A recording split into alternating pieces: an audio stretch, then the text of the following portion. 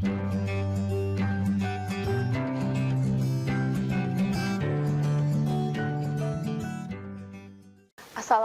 warahmatullahi wabarakatuh. Bertemu lagi dengan saya, Reza Rezdiana, dalam pembelajaran IPA.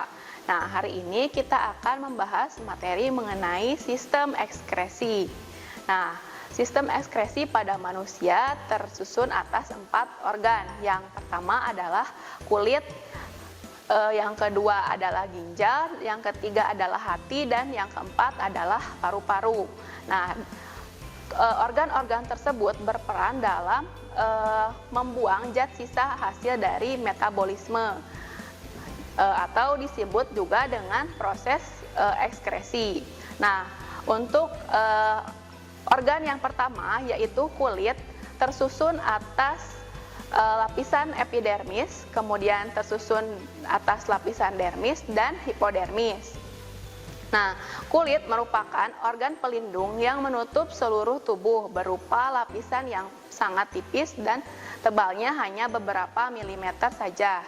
Terdiri dari 3 lapisan, yaitu lapisan kulit ari, epidermis, lapisan kulit jangat atau dermis, dan lapisan jaringan bawah kulit atau subkutan. Nah, lapisan epidermis tersusun atas 3 lapisan, yaitu lapisan tanduk atau stratum corneum, yang merupakan lapisan terluar tersusun atas jaringan mati, yang terdiri atas 1 lapis sel pipih dan sering mengelupas.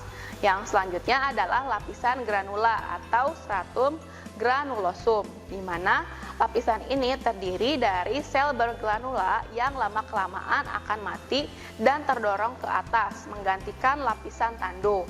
Lapisan ini mengandung pigmen melanin yang memberi warna kulit dan melindungi dari sengatan matahari.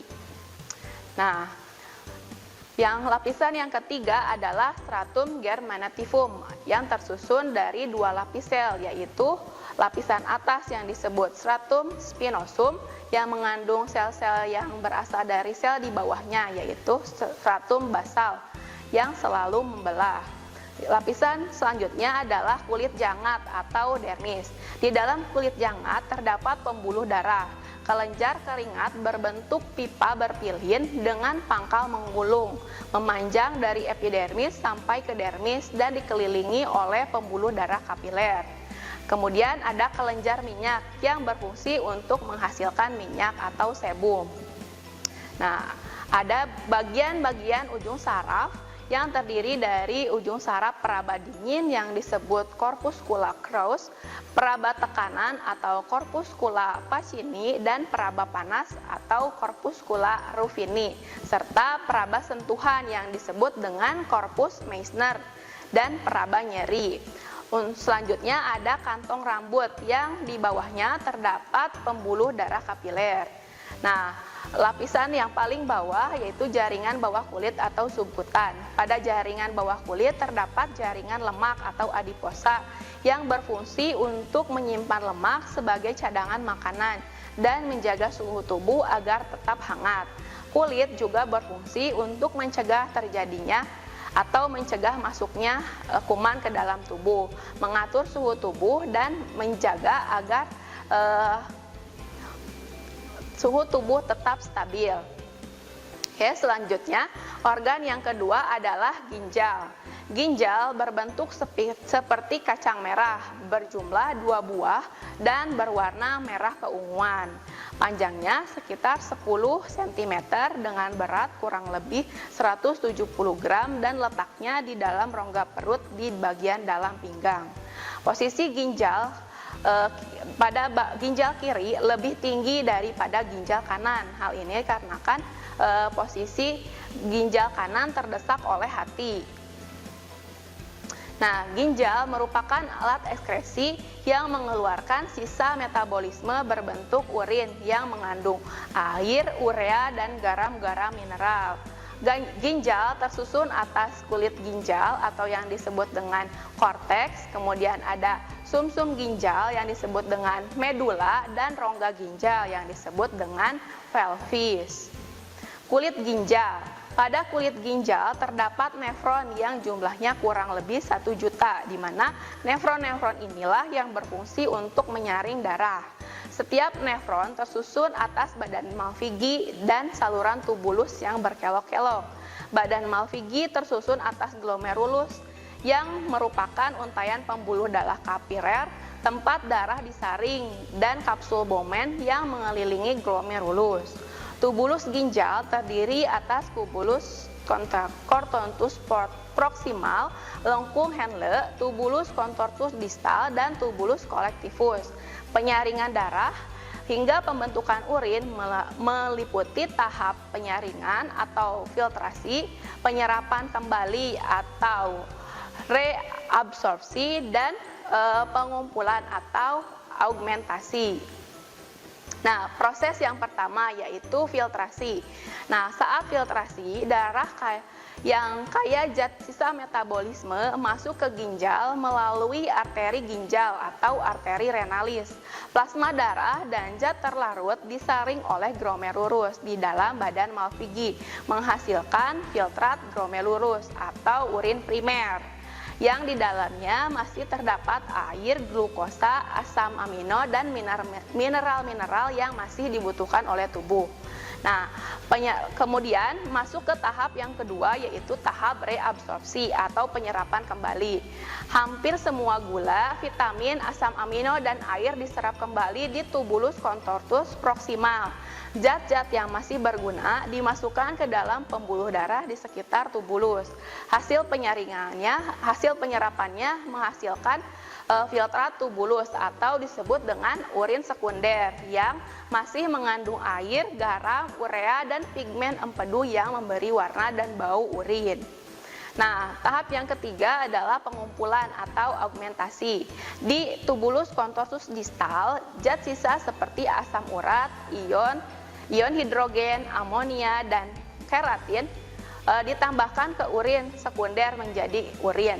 Nah, melalui tubulus contortus urin menuju rongga ginjal terus ke kandung kemih lewat saluran ginjal atau ureter. Dari kandung kemih lalu keluar melalui tubuh melalui saluran kencing atau uretra.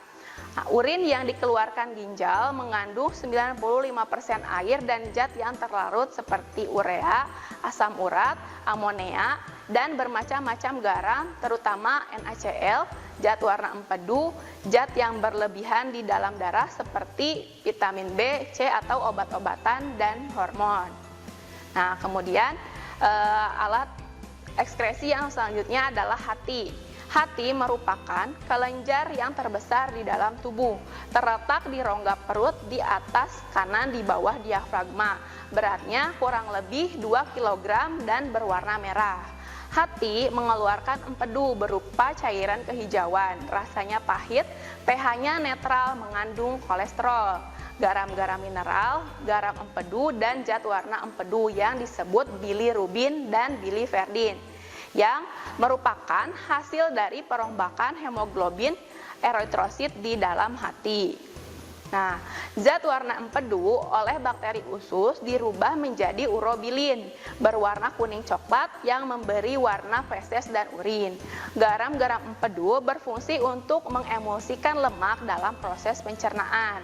Selain berfungsi sebagai alat ekskresi, hati juga berfungsi sangat penting bagi tubuh, yaitu sebagai tempat menyimpan gula dalam bentuk glikogen, tempat pembentukan dan perombakan protein, yaitu protein, albumin, protrombin, fibrinogen, dan urea. Kemudian untuk tempat pembongkaran sel darah merah atau eritrosit yang rusak dan tua menjadi zat besi, globin, dan hemin yang diurai menjadi bilirubin dan biliverdin. Nah, alat ekskresi yang keempat adalah paru-paru. Paru-paru selain berfungsi sebagai alat pernapasan juga sebagai alat ekskresi, yaitu mengeluarkan air dan karbon dioksida yang merupakan hasil dari pernapasan. Nah, adapun kelainan-kelainan yang terdapat pada sistem ekskresi diantaranya adalah anuria, di mana anuria ini adalah ketidakmampuan untuk mengeluarkan urin. Lalu ada glukosuria, yaitu di mana di dalam urin terdapat glukosa. Kemudian ada albuminuria atau di dalam urinnya mengandung albumin. Yang keempat ada hematuria, di mana di dalam urinnya terdapat sel darah merah. Kemudian ada bilirubinia, batu ginjal, nefritis glomerulus. Kemudian ada pielonefritis, nefrosis, dan beberapa kelainan lainnya. Nah, sistem ekskresi dan kesehatan. Nah, agar kulit tetap berfungsi dengan baik dalam mengeluarkan keringat, maka permukaan kulit harus bersih dari organisme dan benda non-organik. Nah, supaya ginjal dapat bekerja dengan baik, maka ginjal harus dijaga dan dirawat dengan tidak menahan kencing, jangan terlalu banyak duduk, tidak mengkonsumsi alkohol, dan pemicu stamina, minum air putih yang cukup, berolahraga secara teratur, istirahat yang cukup, serta makan makanan yang bergizi. Nah, untuk menjaga dan merawat organ hati agar tetap bekerja dengan optimal dapat dilakukan dengan tidak berlebihan dalam waktu berolahraga dan bekerja, berusaha hidup tenang dan tidak tergesa-gesa, serta tidak mengkonsumsi alkohol. Nah, untuk menjaga paru-paru agar tetap optimal adalah dengan berolahraga secara teratur, menghindari rokok dan asap rokok, asap industri dan kendaraan bermotor, istirahat yang cukup, serta makan makanan yang bergizi. Nah, demikian penjelasan mengenai sistem ekskresi pada manusia. Terima kasih atas perhatiannya. Wassalamualaikum warahmatullahi wabarakatuh. Kunjungi sosial media lainnya seperti website kami di pkbmalkata.com, Facebook PKB Malkata Mananjaya, Instagram PKB Malkata _official. Dan terima kasih telah klik video ini. Jangan lupa like, comment, share, and subscribe untuk menunjukkan dukungan kamu terhadap channel ini. Enjoy the video PKB Malkata.